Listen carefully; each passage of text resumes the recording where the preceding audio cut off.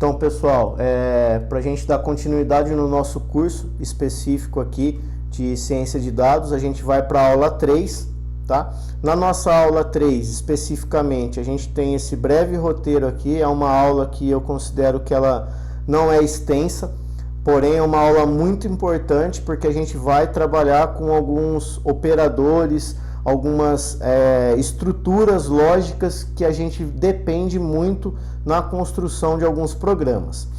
Para isso, vamos pensar no seguinte problema. Todos vocês com certeza já conhecem esses personagens.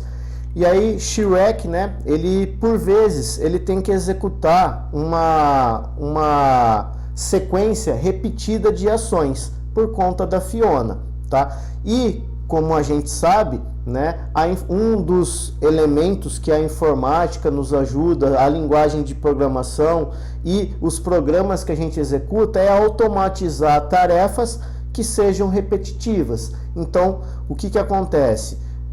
Shrek e o seu fiel companheiro estão discutindo uma maneira de tentar resolver esse problema, de resolver essa atividade que ele faz de maneira repetitiva para agradar a sua esposa Fiona, tá? Eis que o burro obtém uma resposta, ok? Só que para a gente conseguir entender qual é a resposta que o burro forneceu para o Shrek dentro desse problema, a gente precisa compreender algumas estruturas dentro da linguagem de programação Python. E esse é o objetivo da nossa aula de hoje, tá? Compreender as estruturas if, for e while, Quando a gente conseguir compreender, a gente vai conseguir ajudar o Shrek a resolver esse problema do seu dia a dia ali e ser mais feliz no seu casamento, ok?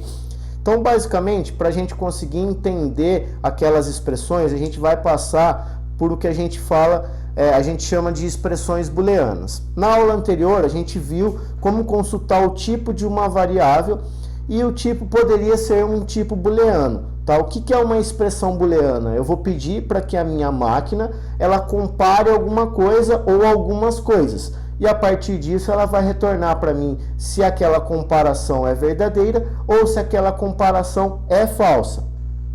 Para que a gente consiga chegar dentro dessas comparações, a gente vai passar por dois tipos de operadores. Os operadores relacionais e os operadores lógicos. Então, iniciando com os operadores relacionais. Quem são esses operadores relacionais?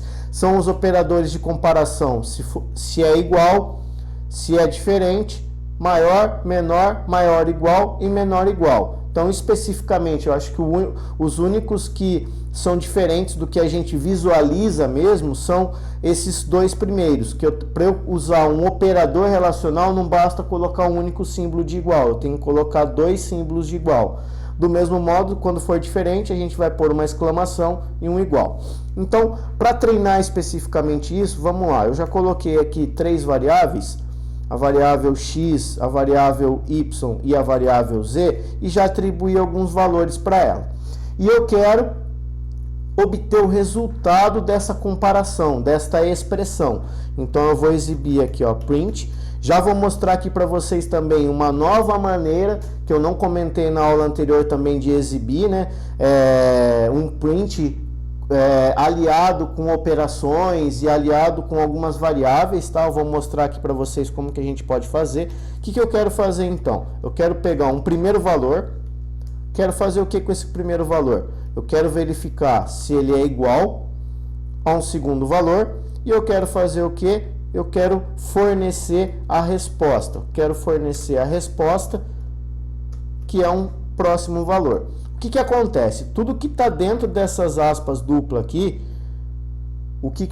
se eu só executar isso daqui, o que o Python entendeu? Ele entendeu que tudo que está aqui dentro é para ser uma string, por isso que ele exibiu só o que tem aqui. Só que eu quero falar o seguinte: aonde tem essa chave, entenda, coloque um valor ou de uma variável ou execute algum cálculo com elas. Então eu vou fazer o seguinte, ponto format, e aqui dentro eu tenho que colocar na ordem que eu declarei aqui, esse primeiro espaço aqui, o que eu quero que seja? Eu quero que seja a letra X. Então eu quero que seja a letra X. Nesse segundo espaço aqui, o que eu quero que apareça? Eu quero que apareça a minha letra Y. E nesse último espaço aqui, o que eu quero que apareça? A resposta desta comparação. Só que eu não calculei essa comparação em nenhum lugar. Então eu vou colocar aqui, ó, o meu X, ele é igual ao meu Y.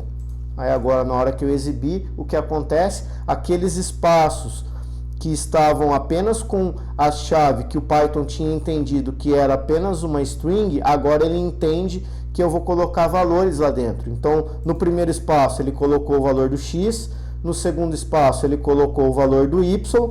Perceba que aqui, ó, esse símbolo aqui, ele não está calculando a comparação, ele está apenas entendendo que é uma string e está exibindo esses dois iguais aqui, para quando a gente, como leitor dessa expressão, verifique essa expressão aqui como sendo 2 é a mesma coisa que 3. Aí o que acontece? Ele resulta para mim a resposta que foi calculada exatamente aqui. Ele coloca que é falso. Beleza? Então, mais uma maneira de exibir aí, de printar informações na tela, tá? Diferente do que a gente discutiu nas aulas anteriores. Operadores lógicos, eu vou utilizar o operador AND, OR ou NOT, tá? O que cada um deles vai fazer? O AND, o que acontece?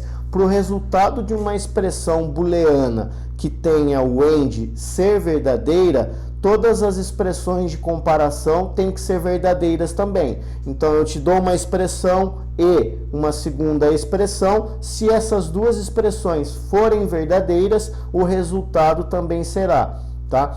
O OR, qual é a diferença então do AND para o OR? O OR basta apenas uma das expressões ser verdadeiras que o resultado final ele vai passar a ser verdadeiro também. E o NOT é a negação de uma expressão. Para vocês entenderem especificamente aí como que funciona, vamos utilizar exemplos. Então, ó, vou exibir, vou usar a mesma técnica que eu mostrei para vocês ali. Eu quero pegar um elemento, verificar se ele é diferente de um outro elemento e um elemento, esse elemento que é diferente, se ele é maior que um outro elemento. E a partir disso eu quero gerar uma resposta.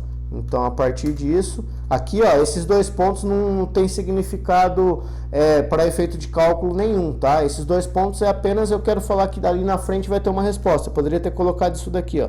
Ah, eu quero que ali na frente seja, ou eu quero que ali na frente seja o meu resultado final, que é o quê? É um outro valor, tá? Agora, ponto format, para ele entender, e vou colocar os valores.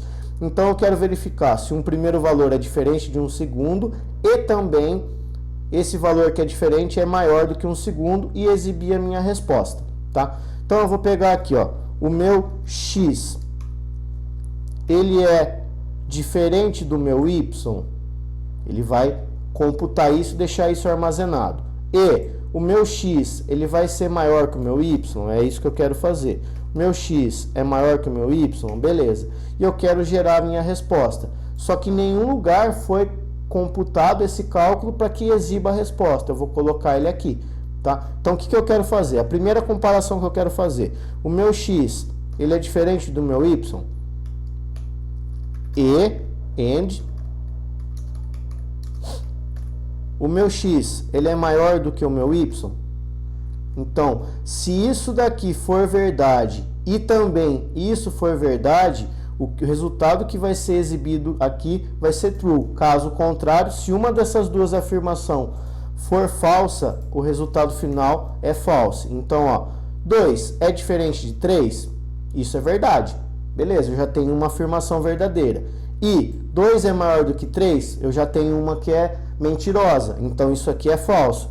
O que acontece então? Como o E obriga que ambas tenham que ser verdadeiras para o resultado final ser verdadeiro, ele gerou aqui o false como resposta, tá? Se eu fizer a mesma coisa que eu tenho aqui agora, só que eu vou usar o operador OR, o que vai acontecer? Qual é a comparação que ele fez? Isso é verdade? Sim. Ele nem precisava comparar o restante, porque quando eu estou usando o operador OR, o que acontece? Basta uma das sentenças ser verdadeira que o resultado final também é verdadeiro, ok? E como que eu faço a negação? Vamos pegar aqui a negação. Eu quero verificar se isso daqui e isso daqui é verdade. Eu vou colocar aqui, ó. Então eu quero comparar a negação. Eu posso fazer um mais simples, tá? Pegar aquele x e aquele y que a gente tem ali, ó. X é maior do que y. Ele mostra pra gente que é falso. Mas eu poderia fazer o seguinte, ó. Qual que é a negação? Qual é a negação desta afirmação? É true, ou seja, o que tem aqui dentro é falso, porém eu estou negando uma falsidade, então eu tenho agora uma verdade, tá? Até aqui, alguma dúvida para a gente poder continuar?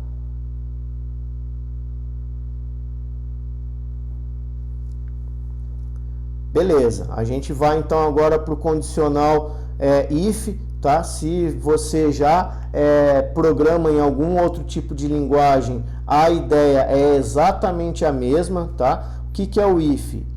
A gente vai ter o comando que ele vai verificar uma estrutura lógica. Só que para isso vocês têm que entender o que é a indentação dentro do Python, tá? O que seria a indentação dentro do Python? Tudo que tem a mesma indentação significa que pertence a um mesmo bloco de código, tá? Esta indentação ela pode ser feita através do tecla Tab ou 4 espaços. Aí depende o que você, com o costume do seu teclado aí, você vai adotar para o seu dia a dia, ok? E eu utilizo o Tab. Então, como que é o comando especificamente e essa indentação que eu já vou explicar para vocês como que é o funcionamento dela. Então, a gente vai escrever exatamente do jeito que eu deixei como exemplo aqui.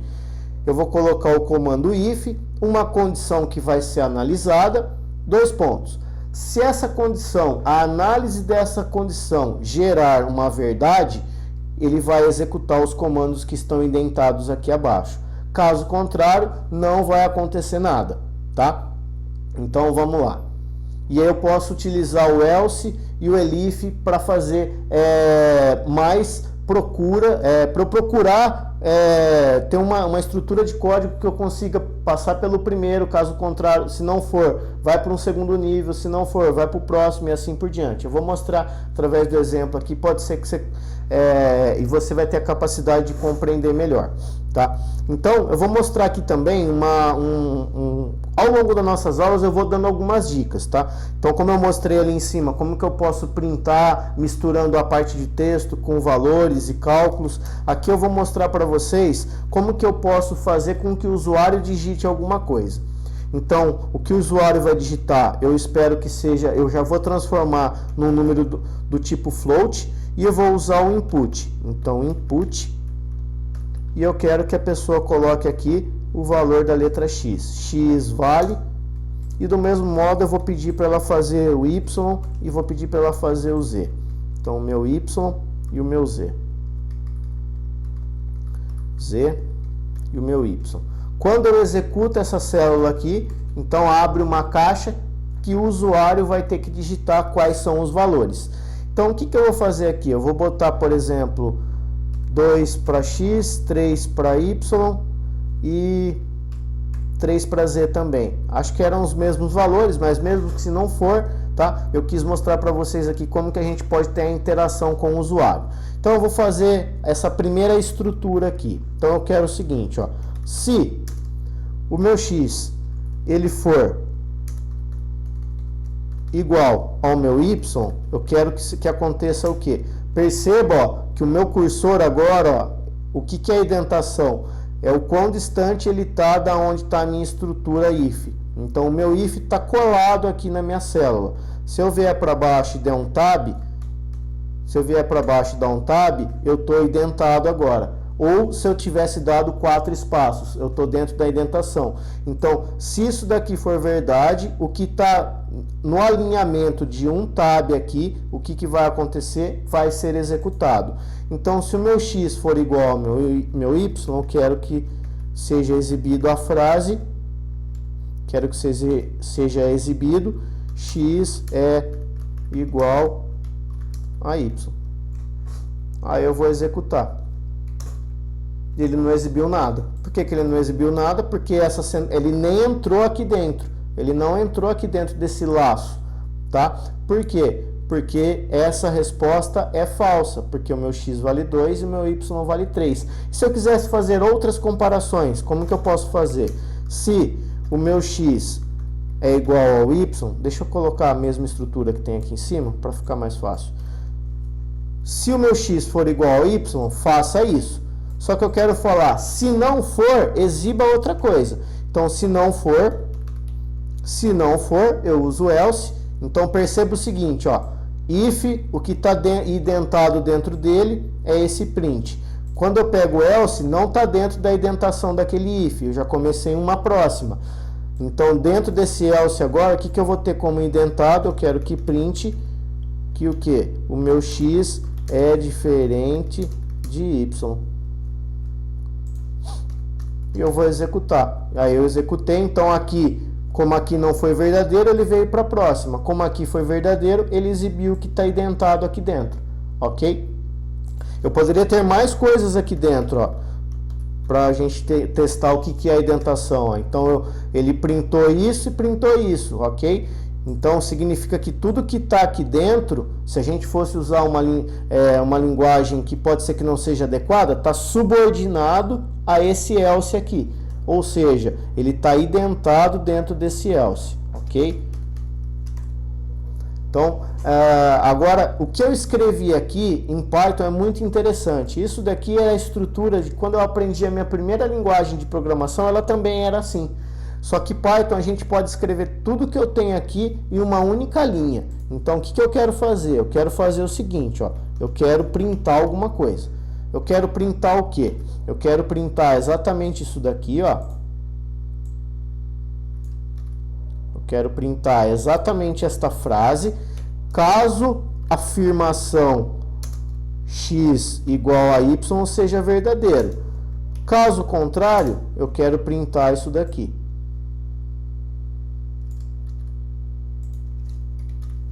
Então, se eu executar, o resultado que eu tenho é o mesmo. Ou seja, o que eu escrevi desse modo, eu também posso escrever em uma única linha, tá? Só que você tem que tomar cuidado em como você está acostumado a escrever esses códigos. Se você está acostumado a escrever desse modo, pode ser que a hora que você passe para esse modo aqui, você se confunda um pouco. Mas ambos são eficientes, tá? E você pode usar ou um ou o outro. Então, eu já usei, como eu comentei com vocês aqui, eu tenho o if, tenho o else e posso usar o elif, que é se não se, caso eu tenha mais de duas comparações, que nesse caso aqui eu tive uma comparação, que se ela for falsa, eu já vou para a próxima e finalizo. Agora eu quero fazer uma estrutura de modo que eu tenha mais comparações. Então eu vou fazer o seguinte, se o meu x for igual ao meu y e o meu y for igual ao meu z, o que significa quando isso acontece? Que todos os meus números são iguais. Então, todos os números são iguais. Só que eu quero fazer agora uma outra comparação. E se... Quero fazer uma outra comparação, não quero terminar ainda, porque eu quero verificar se eu tenho 3 iguais, 2 iguais, ou ninguém é igual a ninguém. Então, no caso, se isso aqui for verdade, todos são iguais. Agora eu quero comparar se dois deles são iguais. Então, é a mesma estrutura. Ok? E apenas aqui mudando como um ou. E aqui realmente está... Eu tenho que usar dois símbolos iguais. Beleza? E caso contrário, eu vou printar que todos os números são diferentes e aqui eu tenho dois números iguais.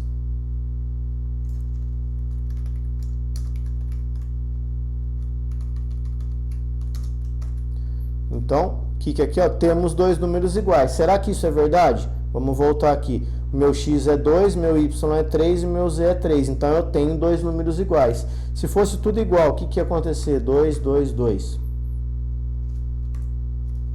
2, 2, 2. Todos os números são iguais. Se fosse tudo diferente, será que está funcionando? 1, 2, 3.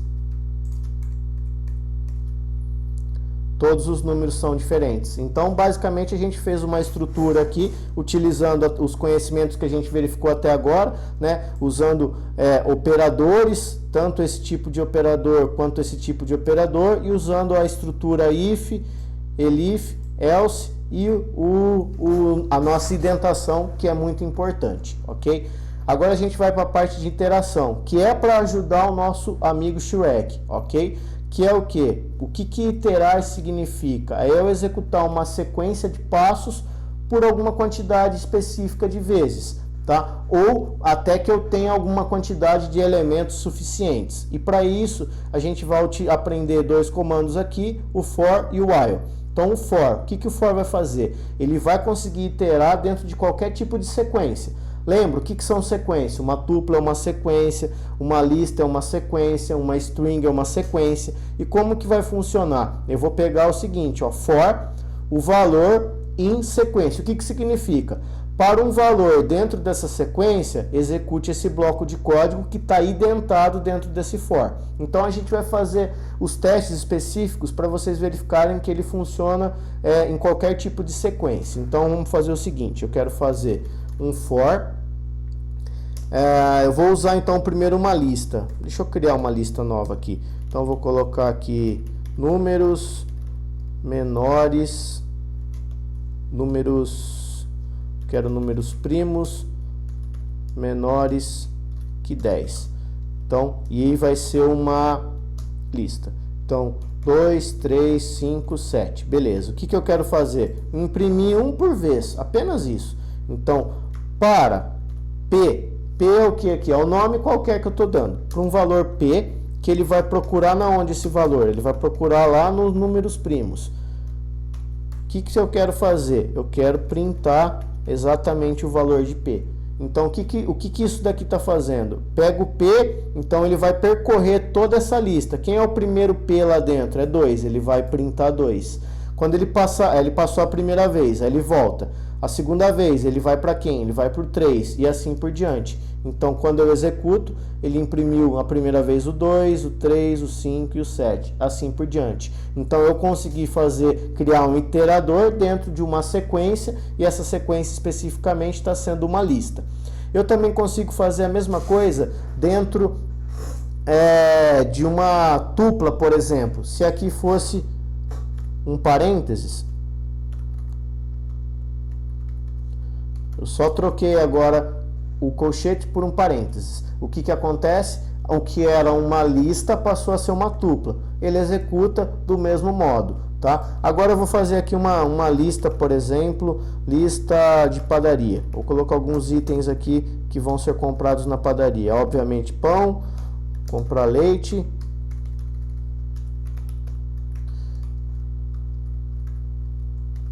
e pegar café, que também acabou, não fui no mercado, só para poder tomar um café tranquilo, ok? E eu quero exibir esses itens, então for item, eu quero pegar um item dessa minha lista de compras, dentro dessa lista de padaria, e vou printar esse item.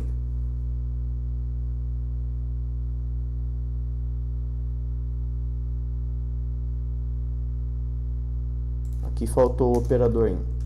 Beleza. Então, para um item dentro dessa lista de padaria, exiba quem é o meu item. Então, ele exibiu pão, leite e café. Bem tranquilo, ok? Do mesmo modo, a gente pode fazer através de uma string. Então, vou colocar aqui, frase. Vai ser... Já chegou? É o burro que está falando se já chegou no lugar desejado, ok? Então, o que a gente vai ter aqui, eu quero exibir caractere por caractere. Então, o que eu tenho?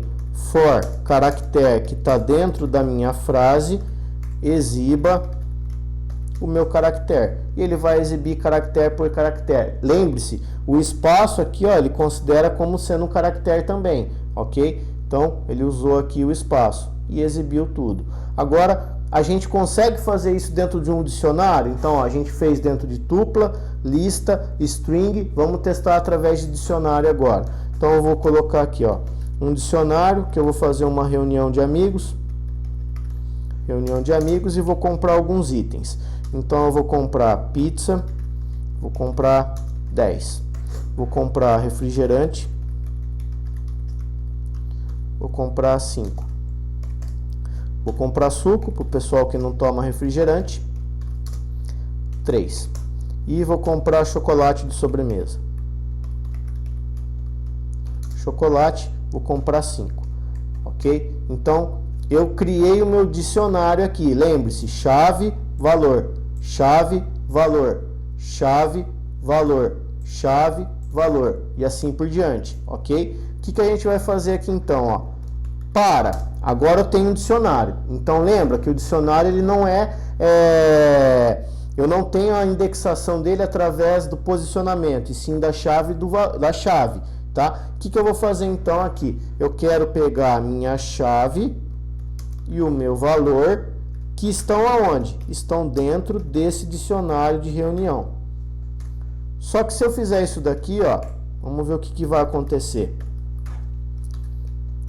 Preciso, cada vez que ele passar aqui, eu quero que ele coloque, ó, preciso comprar esse tipo de produto e essa quantidade. Então, preciso comprar o produto X com a quantidade Y, tá? Então, ponto format, e aí eu vou colocar aqui a minha chave e o meu valor. Vou executar e vocês vão ver o que vai acontecer. Deu um erro. Por que deu um erro? Eu tenho que falar que dentro desse dicionário aqui, eu quero pegar os itens que tem lá dentro. Aí agora vai funcionar, ok? Então, especificamente, o que aconteceu? Eu peguei a chave e o valor dentro dos itens lá do meu dicionário e exibi. Então, preciso comprar pizza 10, ficou estranho aqui. Vou colocar o contrário aqui, que acho que fica melhor. Valor e chave. É óbvio que, que as palavras vão estar no singular ali e precisariam estar no plural. Mas preciso comprar 10 pizzas, preciso comprar 5 refrigerantes e etc. Ok? Então, basicamente, cada vez que ele passar dentro desse for, ele vai associar a chave e o valor e vai exibir e vai executar o comando que eu coloquei identado aqui dentro. Ok? Eu poderia fazer isso daqui de um outro modo, tá? Vou mostrar para vocês aqui qual que é o outro modo que eu poderia estar fazendo. Eu quero agora não pegar a chave e valor, eu quero já pegar o par. Então, eu vou pegar o par ordenado, que está lá dentro do dicionário itens. E o que eu vou fazer aqui agora? Agora eu posso utilizar a indexação de posição. Como eu gerei aqui, ó, deixa eu só mostrar para vocês aqui, ó. Ponto itens. O que acontece? Eu tenho o primeiro cara aqui, o primeiro elemento, ele tem a chave pizza e o valor 10, ok? O valor está na posição 1 e a pizza está na posição 0. Então, se eu colocar aqui, então, o que eu quero? Eu quero par, eu quero que seja exibido aqui primeiro, então, o valor. E depois seja exibido par, seja exibido a minha chave. E eu vou executar, o resultado é o mesmo que a gente tem ali em cima. Então, você pode tanto colocar uma estrutura de repetição num laço for, através de chave e valor, do modo que a gente fez aqui, ou colocar o par e mostrar qual posição você quer exibir, como a gente acabou utilizando aqui. Beleza? Até aqui alguma dúvida? Deixa eu dar uma olhada no chat aqui. O Leopoldo colocou: o C poderia ser qualquer coisa ou significa caractere? Não, poderia ser qualquer coisa. Então deixa eu voltar aqui, ó. Coisa. Vai funcionar do mesmo modo. Então não precisa especificamente ser a letra C. Ali você pode colocar da maneira que você quiser quando você está escrevendo o código ali, ok? Continuando então. Por vezes a gente vai precisar criar lista que tem uma quantidade específica de números. E uma função que a gente pode utilizar para criar essas listas que facilitam a nossa vida é a função range. Então, ela assume 3 parâmetros, 3 argumentos: o início, o fim e o passo. Eu vou explicar aqui para vocês entenderem. Ó. Se eu coloco o range, não vou colocar nada especificamente aqui. Ó. Eu quero fazer uma interação, ó, só para vocês entenderem, para ele exibir os elementos e ficar mais fácil. Ó. for número dentro do meu range de 10, o que acontece? Eu quero printar o valor n. O que ele fez então? Quando eu coloco range 10, eu estou falando o quê? Quantos elementos eu quero? Qual é eu já estou definindo aqui a quantidade. Ele vai me exibir 10 elementos por default, vai iniciar no 0, como o Python inicia no 0, e vai parar, como a gente já viu em aulas anteriores também, no número antes do que eu coloquei aqui. Tá? Se eu coloquei 10, ele vai parar no 9. Mas o que esse 10 está significando? Que eu tenho 10 elementos. Mas eu poderia pegar e colocar o que aqui? Eu poderia colocar o início e o final. Então, eu vou fazer a mesma estrutura que a gente tem aqui. Ó. Eu quero agora começar no 1 e ir até o 10.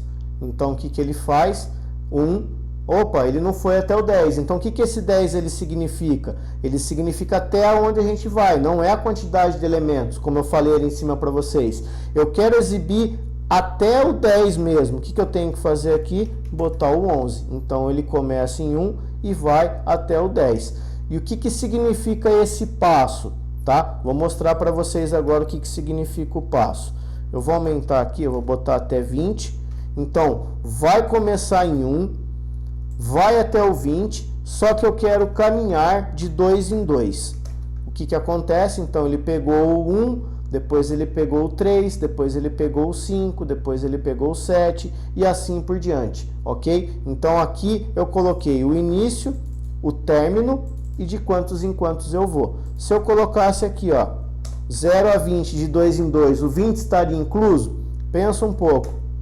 É óbvio que você já respondeu que não, porque a gente verifica que esse cara aqui ele nunca vai estar incluso, tá? Então, o primeiro está incluso e o último não, beleza?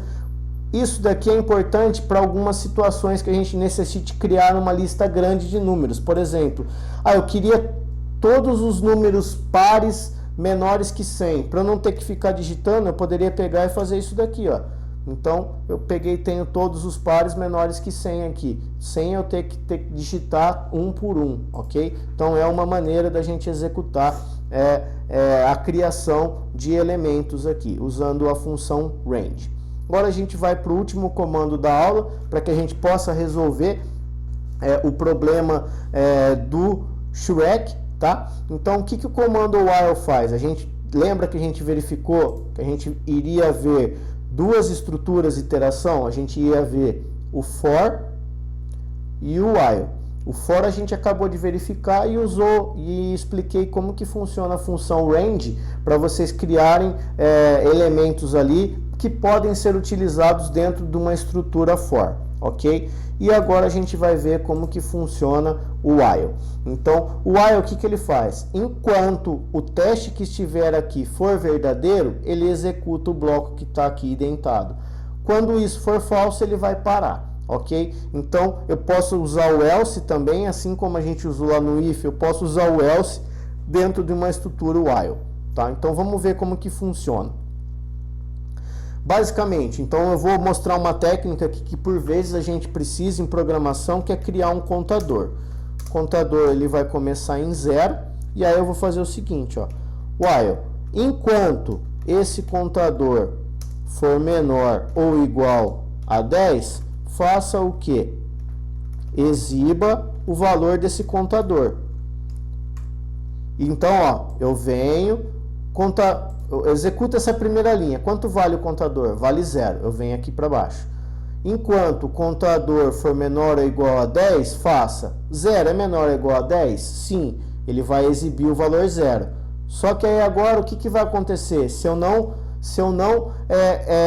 modificar esse valor do contador aqui, ele sempre vai valer 0. Então eu quero que aconteça o que? Esse contador ele vai ser o que? Ele mesmo mais 1, porque eu passei uma vez aqui dentro.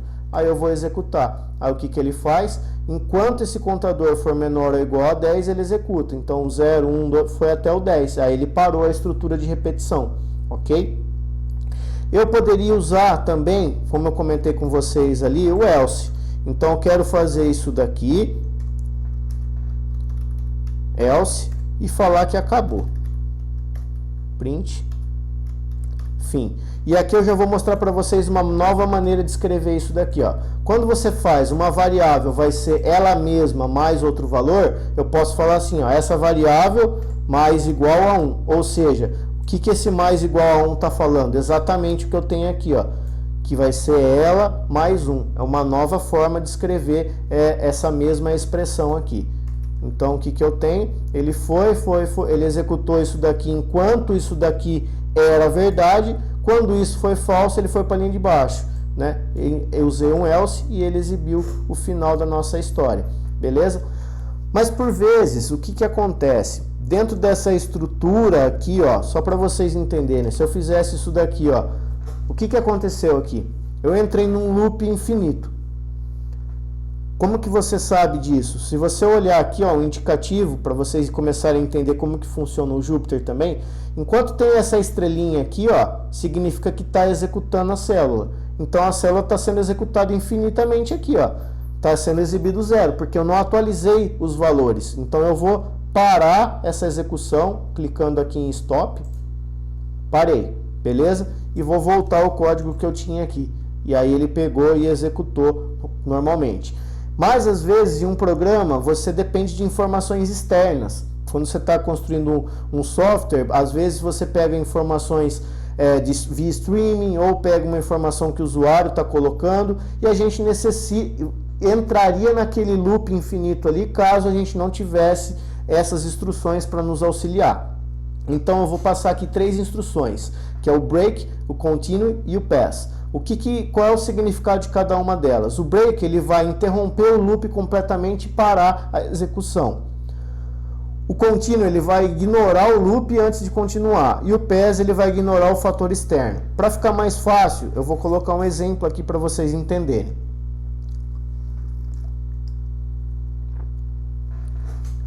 Então vamos lá. Para um número dentro, já vou utilizar o que eu acabei de ensinar para vocês aqui. No range de 1 a 11, o que eu quero fazer? Se o número for exatamente o valor 5, eu quero que aconteça o que? Break. E aí eu quero exibir um print aqui. O número vou mostrar mais uma maneira também de printar elementos, ó. Esse número aqui, ele é de que tipo? Ele é, como a gente utilizou a função range, ele é um inteiro.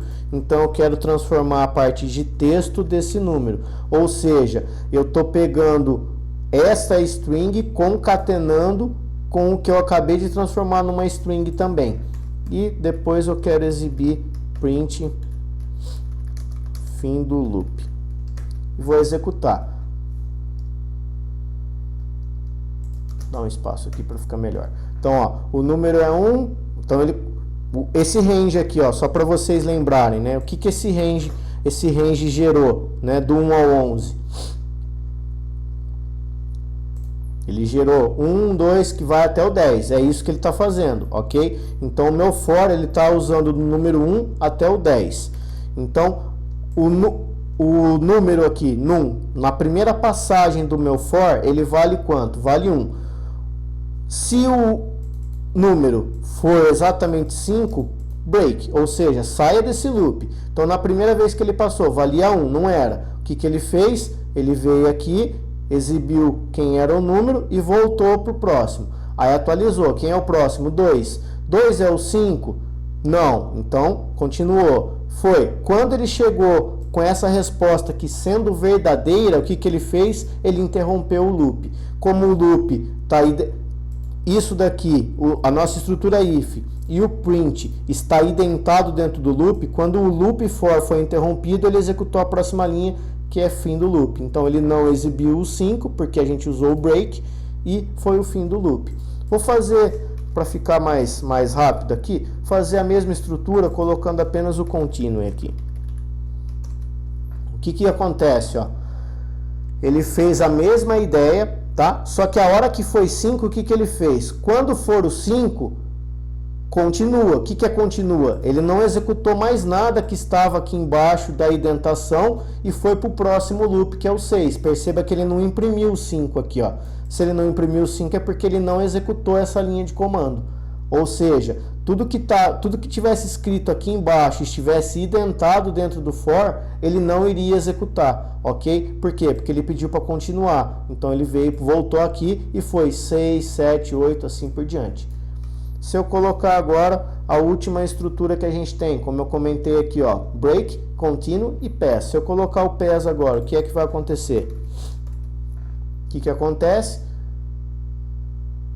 Aparentemente, o que foi feito? Nada, ele ignorou, ou seja, mesmo que isso aqui aconteça, ignore e continua, tá? Então, por vezes, na hora que a gente vai construir algum tipo de código, pode ser que a gente precise utilizar ou continue, ou break, ou pass, de modo a não entrar em um loop infinito ali, ok? Então, basicamente, da nossa aula de hoje, o conteúdo é isso, tá? É este. E agora a gente vai para o exercício, tá? O que é o exercício? O que eu quero que vocês façam, tá? Vocês vão criar um código que faça o quê? Pergunte se a Fiona está brava, tá? O usuário vai ter que responder isso. Caso a resposta seja sim, exiba a mensagem: o que posso fazer para que você fique bem? E o processo vai repetir. Quando que o processo vai terminar? Caso a resposta seja não, exiba a mensagem: ótimo, vamos passear, e o processo se encerra. Beleza?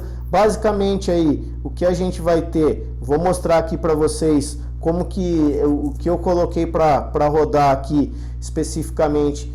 Eu vou interromper a tela aqui, senão vou dar spoiler no código, né?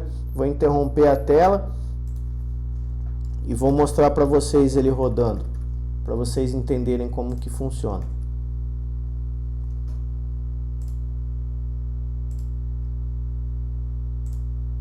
Para vocês terem uma ideia de qual seria o resultado final que eu gostaria.